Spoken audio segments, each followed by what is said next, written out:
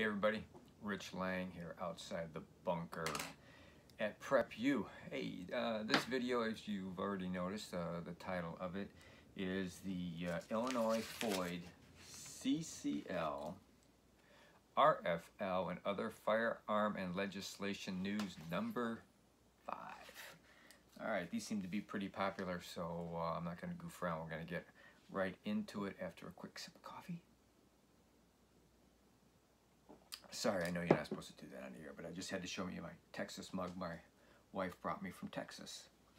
Anyhow, what we're going to talk about in this video is FOID news, CCL news, some current legislation updates, straw purchases in Illinois, the lack of prosecution in Illinois, some statistics for you, the new Illinois House Firearm Public Awareness Task Force, new segment called Did You Know, and a few shout outs basically to some organizations and people that helped me put this together by going on the internet, which you can do too.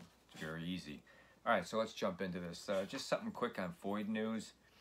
State of Illinois, they have issued 2.3 million cards since its inception back in the 60s. They're still basically getting 25,000 applications a month. And so far in 2019, they've issued, or I'm assuming it's not so much issued, but they've sent out 250,000 cards. I'm guessing that could be, I'm not sure if that's new cards or a combination thereof. Some good news on that with the state. Say hi. Say hi, Shiloh. Say hi to everybody. Is that they have announced that they have some major technology updates coming in 2020. They're going to a voice over internet protocol phone. Why don't you have a seat, learn something, sit right there and learn. Which is going to allow, when you call in, it's going to be, you know, basically automated interactions. Oh, sorry, buddy. Which is going to allow a couple of things. You're going to actually be able to just use buttons or speaking to get to different sections. They're also going to have a section there, or a choice where you don't have to sit on the phone anymore. They're going to call you back when an operator is available. This new system will be able to completely complete your applications without using a call taker if everything is cool, and that's great for like lost, stolen cards, change of addresses, but get your credit card out.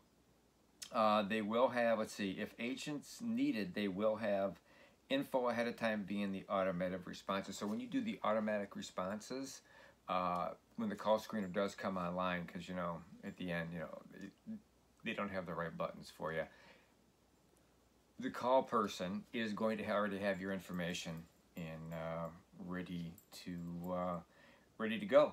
So again, but they're going to keep it that you can still go online 90 days ahead of your expiration date, and I suggest that you go on 90 days before your expiration date and update your card. They're going to send you a letter 60 days, and if you wait any less than that, if you're down to 4 weeks, you're going to be in big trouble because you're probably not going to get it. Something that you need to know that I didn't know about because I've never run into it, system alert box. There are system alert boxes on the website currently, and one of them states, system alert, do not attempt with smartphone or tablet. Next thing we'll say, errors from mobile interface can result in application denial. Oh, there you go, application denial. So, hop down. Some updates. Brown versus the state of Illinois in the Supreme Court. It's basically, they had their oral briefs, they had their rebuttals and stuff like that, and there's nothing on the docket for this month, so I guess we're just going to wait and sit back and see. Senate Bill 1966, which is the one everybody's been worried about. The House passed it. I believe it was a 62 to 52 vote in favor of it passing. It's still stuck in the Senate. They're not moving it. Cullerton's not going to do anything with it. So that's where we're at with those two things. Let's talk about straw purchases in the state of Illinois.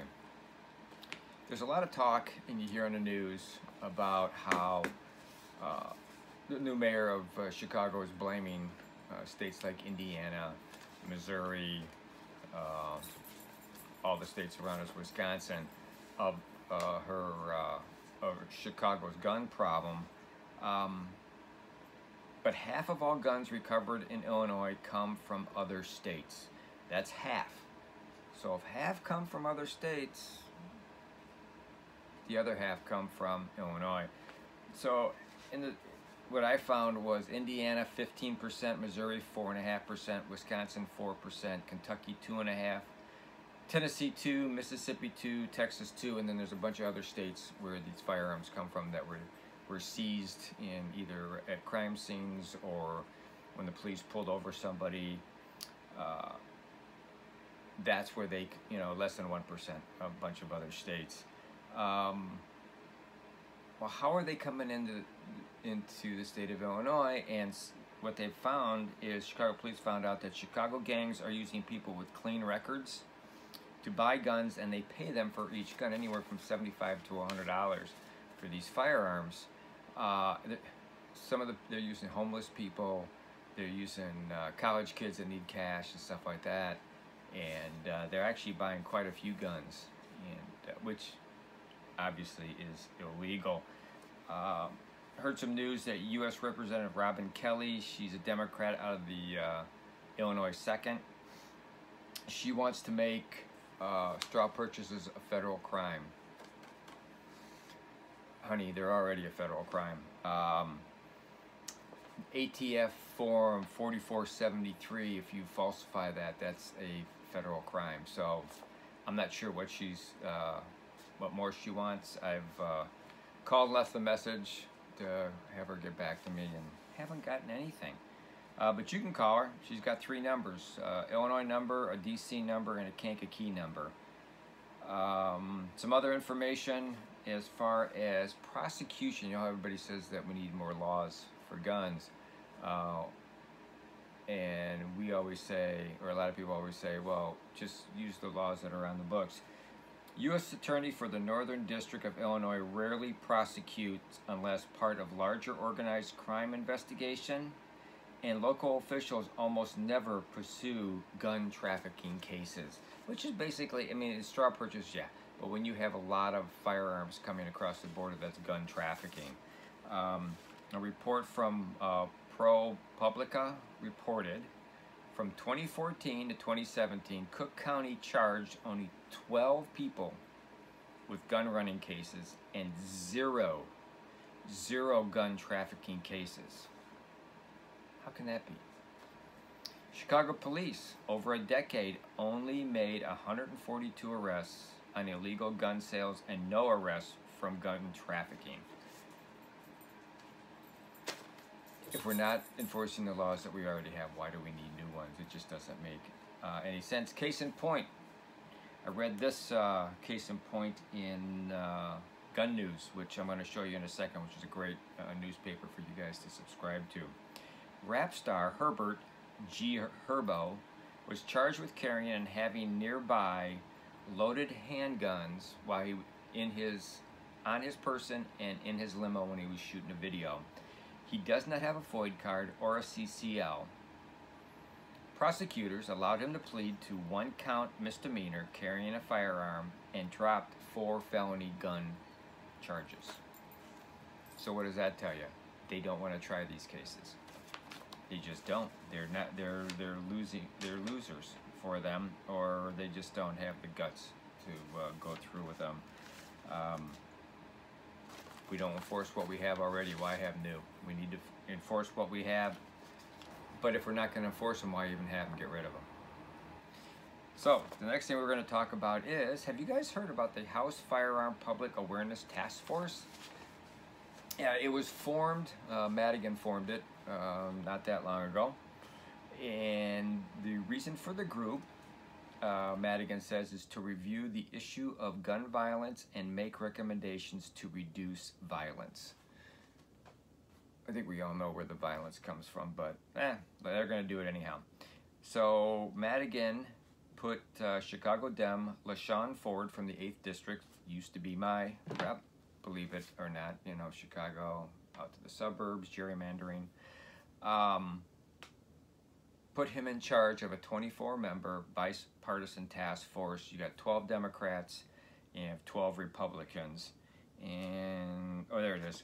Okay, on the task force, of the 12 Democrats, 11 are from the Chicagoland area. One is, and the last one is from Godfrey, Illinois. I believe that's down south. And lo and behold, Representative Kathleen Willis, Democrat from Addison, is on the committee. Go figure, how's that? And I cannot find who the 12 Republicans are. I'm still gonna search that. If I find out, I will let you know. Ford said in a statement about, after being named as the lead in this, Ford said, we need to look at the 2013 enactment of the concealed carry law because violence has increased since the laws were enacted. Left a message with his office, basically, and I wanted to hear from him that if he believes that concealed carry holders are causing the violence, or if it's just the sign of the times. I'm going to keep calling him. I really do want to find out one way or another, because if that's what he feels, I want to find out why. So that's your House Firearm Public Awareness Task Force. You can call anybody, and Chicago office, LaShawn Ford's Chicago or Springfield office, and find out. You can call Madigan and find out. Don't let them play the game that, well, you're not in this person's area for representation, so, you know, we're not going to talk to you. They're on state committees. They have to talk to you. That's just the way it is. Our next segment is Did You Know? And this is where I got a great article. And this is something everybody that's a gun owner should, gun news. Let's see if I can hold it up. Gun news. You can find this on their website, Gun Saves Lives. You can find it at most ranges. I picked this up at the range that I work at. It's great. It's published monthly by Guns Save Life. So I said that wrong. It's Guns Save Life. It's a really good thing to keep you updated. A lot of my information comes out of this along with internet. But for this episode of Did You Know? Did you know that the Second Amendment kept the civil rights movement alive? I mean, I kind of knew some of this, some of the information, and it basically, this article is written by George Parry, P-A-R-R-Y, from the American Spectator, another place I get a lot of information from. You should always check out American Spectator. But he talks about one article from Lance Hill.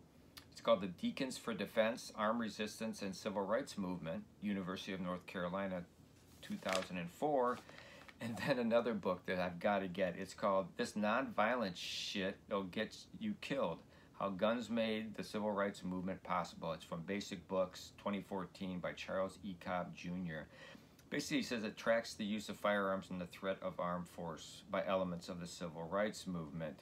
And it does describe in detail how right after Reverend Martin Luther King Jr.'s home was bombed in 1956, he asked a local sheriff for a permit to carry a gun, and it was denied, though rumors state that he pretty much had an arsenal to protect his home. And in this, it talks about the Deacons for Defense and how they, you know, protected themselves, their lives, their businesses from the KKK throughout the civil rights movement. It's a great read. I'm going to find out from the book. You know, I want to get it because the civil rights movement really is very interesting. And what you learn in school is not true. Like a lot of other stuff is not true about that. So that leads us to shout-outs. Again, gun news. All right, anyhow, it's backwards. Gun News Magazine, put out by Guns Save Life. Also like to send a shout out and if you can, I think you all should join. It's a Facebook group. It's called Conceal and Carry Illinois. It's a closed group, so you're going to have to ask to be invited in. But you know, if they invited people like me in, I mean, they'll invite anybody in. But like I said, it is a closed group. It's called Conceal and Carry Illinois. A lot of information. A lot of guys put questions back and forth for information, and you can help other people, and they can help you out.